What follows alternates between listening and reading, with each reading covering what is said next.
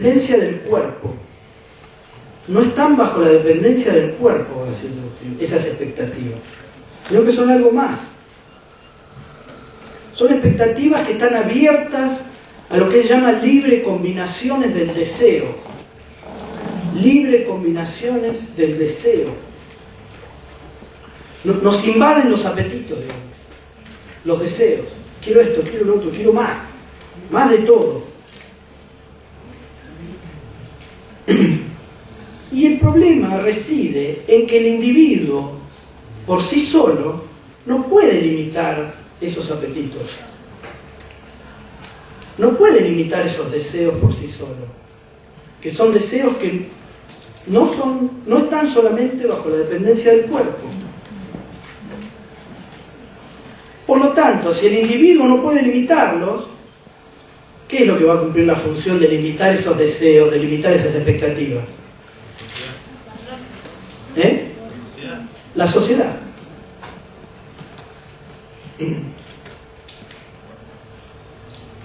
Cuando las necesidades dependen nada más que del individuo, son ilimitadas. Lo que tiene, y eso va a traer problemas, eso va a traer conflictos. ¿Por qué? Porque tener deseos ilimitados implica que eso es por definición, que son deseos frustrantes, porque yo no puedo tener absolutamente todo lo que quiero, conseguir todo lo que deseo. ¿No? La vestimenta que deseo, la casa que deseo, la comida que deseo, la mujer o el varón que deseo. No puedo tener todo eso que deseo.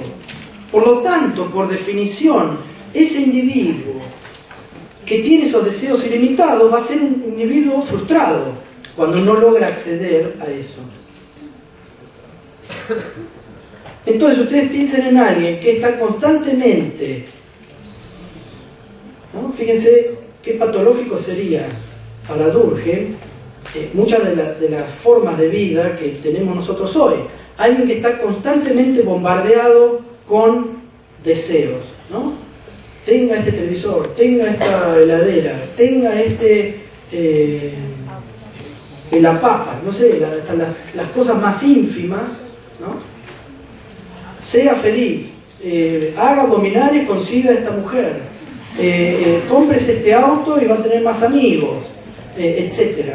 ¿No? Y es un sujeto con esos deseos ilimitados que obviamente, por más que yo haga abdominales, no voy a tener las mujeres que quiera. ¿No? Ese va a ser un individuo frustrado. ¿Y esa frustración a qué va a llevar? Bueno, va a llevar a esos problemas de los que veníamos hablando, ¿no? Violencia, bajo rendimiento, suicidio, etc. Es decir, que esta situación para Durkheim sería doblemente patológica. En nuestro caso, ya no es que es una sociedad que no provee una conciencia colectiva para integrar, sino que son mecanismos que están proveyendo una conciencia colectiva que lleva a la frustración. ¿No? Una conciencia colectiva que lleva a esa individualización y a esa frustración de deseos.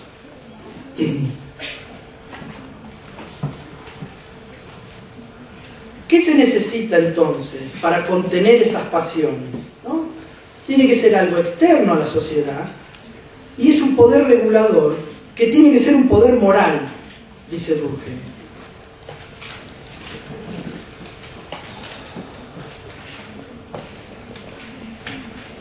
Esos individuos deben pues recibirla de una autoridad que respeten y ante la cual se inclinen espontáneamente. Únicamente la sociedad, ya directamente y en su totalidad, ya por mediación de uno de sus órganos, está en condiciones de desempeñar ese papel moderador. Porque ella es el único poder moral superior al individuo y cuya superioridad es aceptada por éste.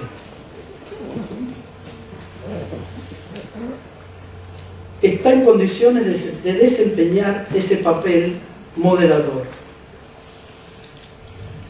Repito, por eso sería doblemente patológico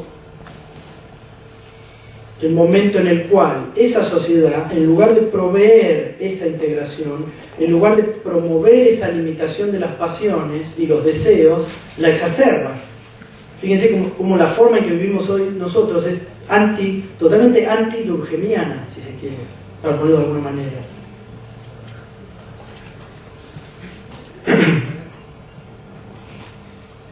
En momentos de crisis, la sociedad se muestra incapaz de ejercer esa acción moral limitadora.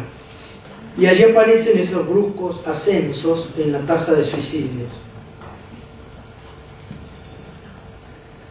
¿Cómo se termina eso? En el momento en que las fuerzas sociales vuelven al equilibrio. Dice Durkheim, hasta que las fuerzas sociales así liberadas no vuelven a encontrar el equilibrio, falta toda reglamentación.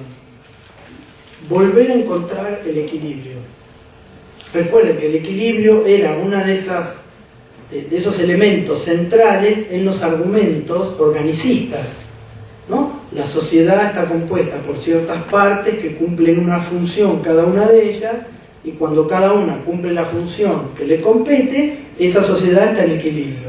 El que tiene que mandar manda, el que tiene que obedecer obedece, el que tiene que trabajar trabaja, el que tiene que enseñar enseña, el que tiene que aprender aprende, y así sucesivamente. El problema es cuando ese equilibrio se pierde y la sociedad, ya sea por exceso o por falta, deja de proveer esos mecanismos de integración, deja de proveer esos límites a las pasiones y los deseos de los individuos. ¿Cómo describe ese momento de crisis Durkheim? Dice lo siguiente: ya no se sabe lo que es posible y lo que no lo es, lo que es justo y lo que es injusto, cuáles son las reivindicaciones y las esperanzas legítimas, cuáles las que pasan de la medida. Por consecuencia, no hay nada que no se pretenda. Por consecuencia, no hay nada que no se pretenda. Sin límites, ese individuo pretende todo, quiere más. Y eso es lo que desequilibra cuando la sociedad no es capaz de limitar esas pasiones, sino que las exacerba. Ahí es donde aparece la crisis, la dislocación de ese organismo que es la sociedad.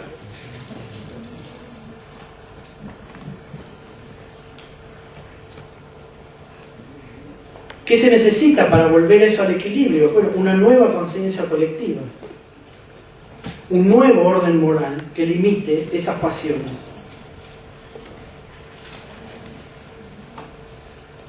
Para Durkheim, ¿dónde se va a dar esa anomia entonces? Si dijimos que la integración social en exceso era característica de las sociedades premodernas, de las sociedades primitivas, la integración deficitaria va a ser característica de qué sociedades, dijimos.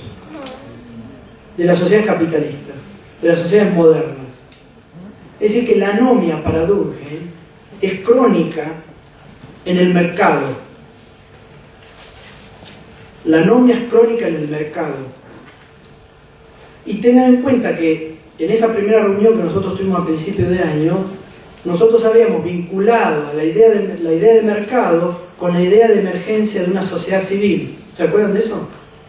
¿No? La sociedad civil era fruto de esas relaciones mercantiles en donde los individuos defendían sus intereses particulares, donde la idea de bien común se perdía. Para Durkheim, la anomia es característica de esas sociedades mercantiles, donde el mercado prima como fuerza de integración.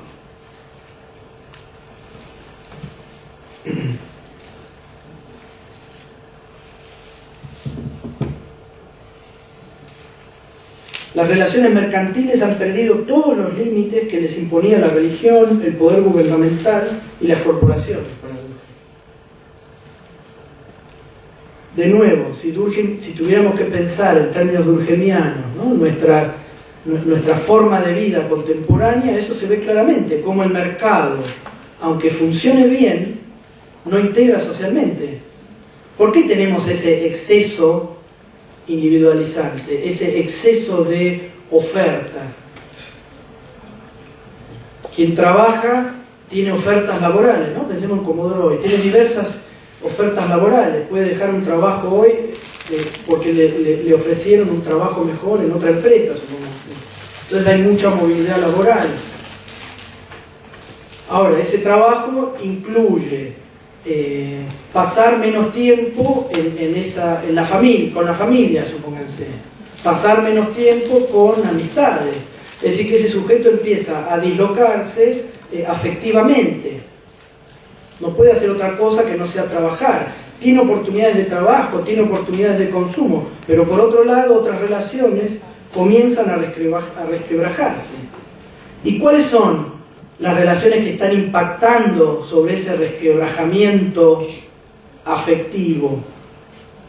¿Cuáles son las relaciones que están generando esa tendencia individualizante, esa tendencia a querer cada vez más, a tener cada vez más?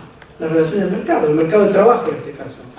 Es decir, que el mercado, incluso cuando funciona bien, no es parámetro de integración social para Durkheim. Genera anomia, falta de normas morales. Eso tiene un costado conservador. Sin embargo, también tiene un costado desintegrador de esas relaciones.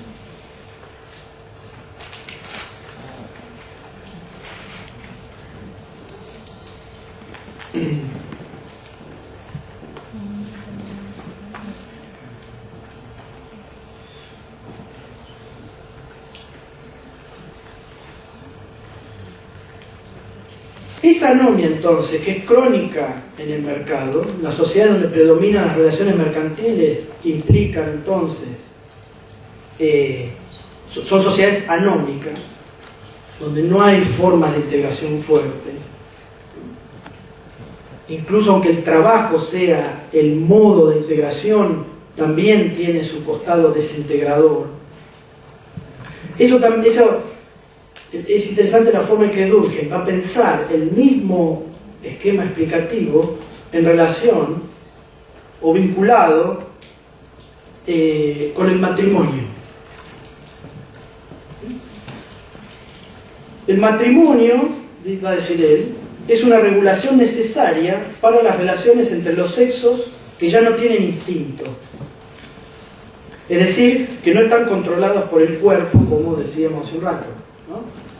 Es decir, ya el instinto sexual no depende solamente de una necesidad fisiológica en el sujeto moderno, sino que implica toda otra serie de deseos, ¿no? No es solo el ardor físico aquello que lleva a querer tener una relación sexual, sino que también hay relaciones de afecto, ¿no? Estéticas, etc. Entonces la ley de matrimonio regula esas relaciones sexuales, haciéndolas ¿qué? Haciéndolas monogámicas, por ejemplo.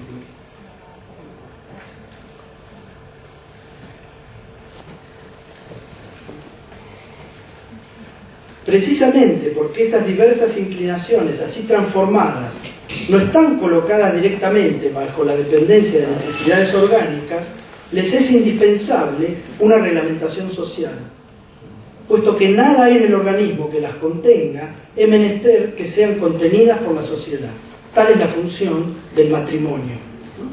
Fíjense cómo el orden moral que implica la ley de matrimonio, dice Durkheim, ¿para qué sirve?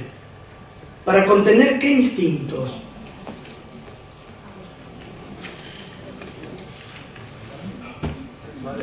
Sexuales.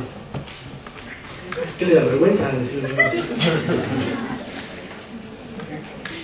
Esos instintos de querer tener cada vez más mujeres, que no están solamente marcados orgánicamente por el cuerpo, sino por otro tipo de afinidades, la única forma, ¿no?, de contenerlos es a través de esa ley de matrimonio, diría Durkheim, para que esto no sea una orgía constante.